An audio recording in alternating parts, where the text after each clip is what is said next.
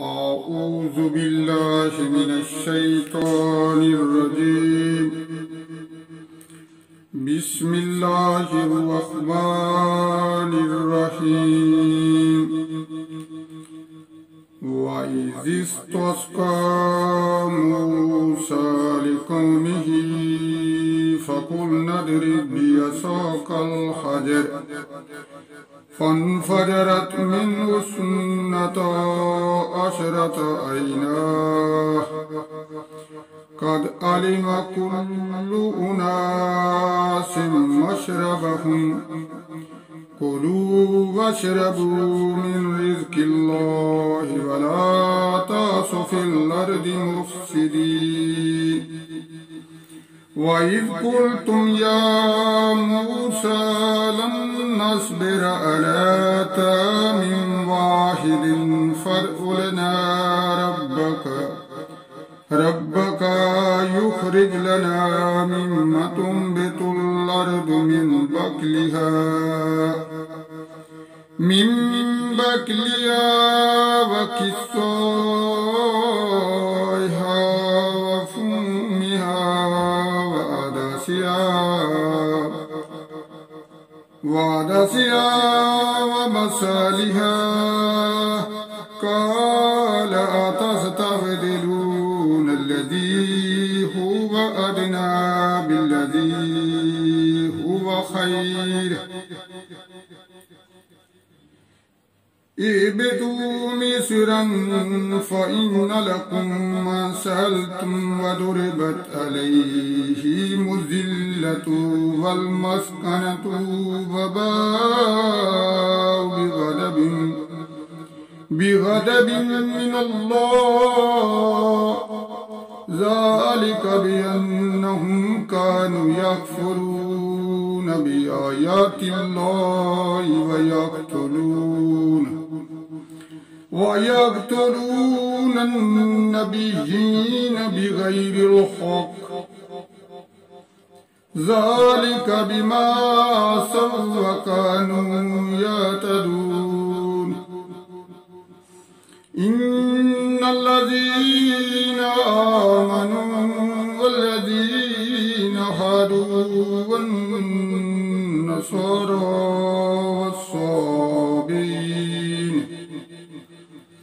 والصابئين من آمن بالله واليوم الآخر وعمل صالحا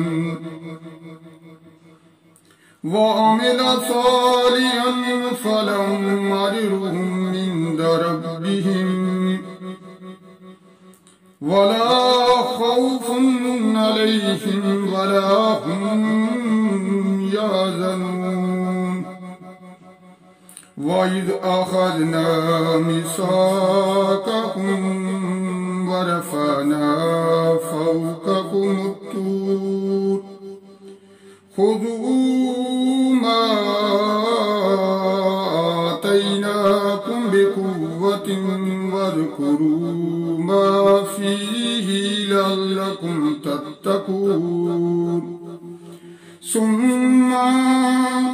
ثم توليتم من بعد ذلك فلولا فضل الله عليكم ورحمته لكنتم من الخاسرين. ولقد علمتم الذين اعتدوا منكم في السبت فقلنا لهم كونوا قردة خاسئين فجعلناها نكالا لما بين يديها وما خلفها وموعظة للمتقين. وإذ قال موسى لقومه إن الله يأمركم أن تذبحوا بقرة وقالوا وتتخذنا هزوا قال أعوذ بالله أن نكون من الجاهلين قالوا ادع لنا ربك يبين لنا ما هي قال إنه يقول إنها بقرات لفارض ولا بكر أوان بين ذلك فافعلوا ما تؤمرون قالوا ادع لنا ربك يبين لنا ما لونها قال إنه يقول إنها بقرة صفراء فاقع لونها تسر الناظرين قالوا ادع لنا ربك يبين لنا ما هي إن البقرة شابه علينا وإن إن شاء الله لمهتدون قال إنه يقول إنها بقرة لا ذلول تثير الأرض ولا تسقي الحرث مسلمة لا شية فيها قالوا الآن جئت بالحق فذبحوها وما كادوا يفعلون وإذ قتلتم نفسا فادارأتم فيها والله مخرج ما كنتم تكتمون فقلنا اضربوه ببعضها كذلك يحيي الله الموتى ويريكم آياته لعلكم تعقلون ثم قست قلوبكم من بعد ذلك فهي كالحجارة أو أشد قسوة وإن من الحجارة لما يتفجر منه الأنهار وإن منها لما يشقق فيخرج منه الماء وإن منها لما يهبط من خشية الله وما الله بغافل عما تعملون أفتطمعون أن يؤمنوا لكم قد كان فريق منهم يسمعون كلام الله ثم يحرفونه من بعد ما أكلوه وهم يعلمون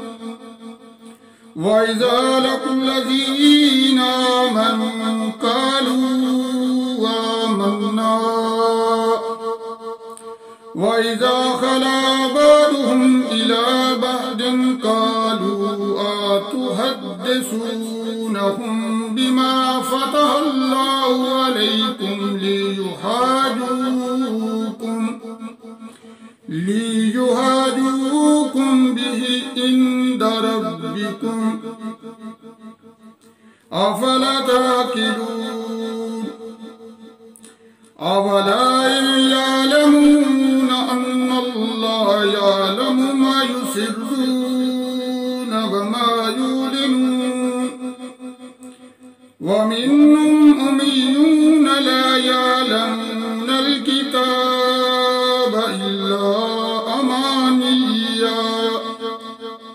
إلا أماني وإن هم إلا يظنون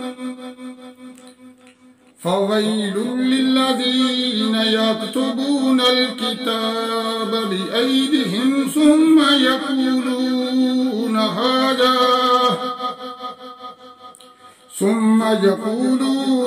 هذا من عند الله ليشتروا به ثمنا قليلا فويل لهم مما كتبت أيديهم فويل لهم مما يكسبون وقالوا لن تمسنا النار إلا أياما معدودة قل اتخذتم عند الله عهدا فلن يخلف الله عهده أم تقولون على الله ما لا تعلمون بلى من كسب سيئة وهاتت به خطيئته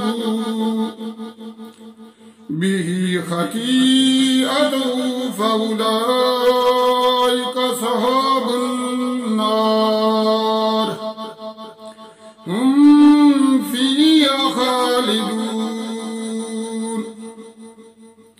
والذين آمنوا